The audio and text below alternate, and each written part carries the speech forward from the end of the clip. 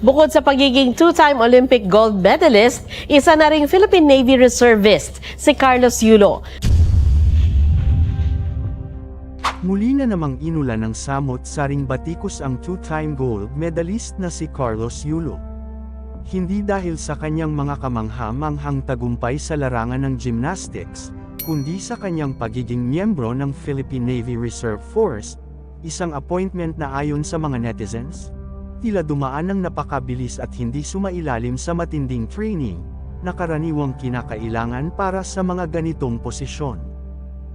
Tara, alamin natin ang buong detalye. Panoorin ang buong video. Kumusta mga idol? Mayroon naman tayong bagong chika sa inyo. Bago yan, welcome sa channel ni Mr. JV. Kamakailan lang, si Carlos Yulo ay isa ng certified member ng Philippine Navy Reserve Force, na may ranggong Petty Officer First Class.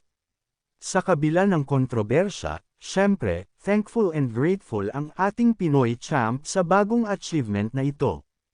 Nangako pa siyang gagawin ang lahat para maging karapat-dapat sa natanggap na recognition mula sa Philippine Navy. Aniya, ipinagmamalaki kong magkaroon ng pribilehiyong mapabilang sa Philippine Navy Reserve Force, isang pagkilalang hindi ko inaasahan sa aking buhay. Ang pagsusuot ng uniforme ng Navy na ito ay pumupuno sa akin ng pagmamalaki ng isang lalaki. Buong puso, nagpapasalamat ako sa Philippine Navy para sa prestihiyosong pagkilalang ito.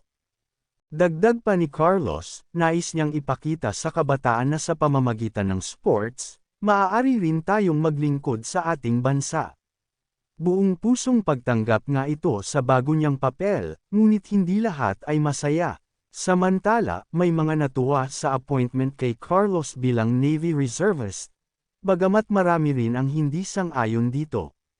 Ayon sa ilang netizens, tila naging unfair daw ang paglagay sa kanya dahil hindi man lang siya dumaan sa masusing training, na pinagdadaanan ng ibang aplikante para maging miyembro ng hukbong dagat.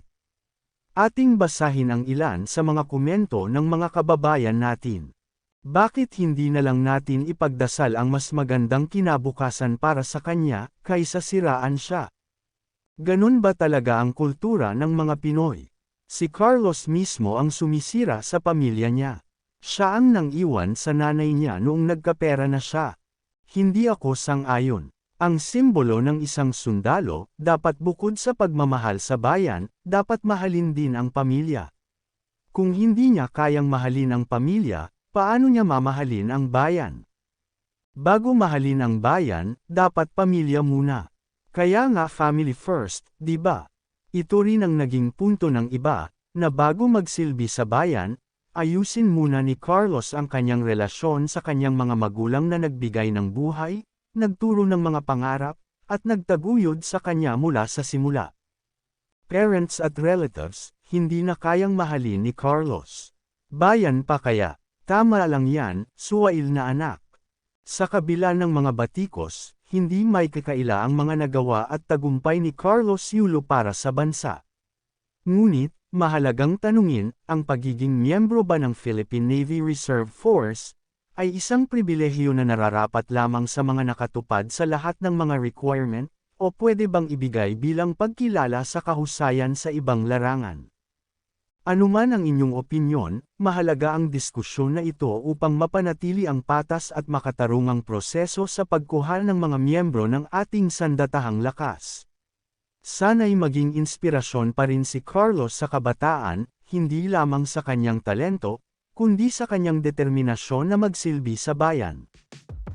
Bago matapos ang video na ito, ano ang masasabi nyo sa chika topic natin ngayon? At syempre inaanyayahan ko kayo na mag-like at share, para mas lalo pa mabulabog ang mga marites at paretes. Hindi naman ako nagmamakaawa sa inyo mga idol, pero sana maawa na kayo. Hanggang dito na lang ang ating video, maraming salamat sa pagtambay, bye-bye!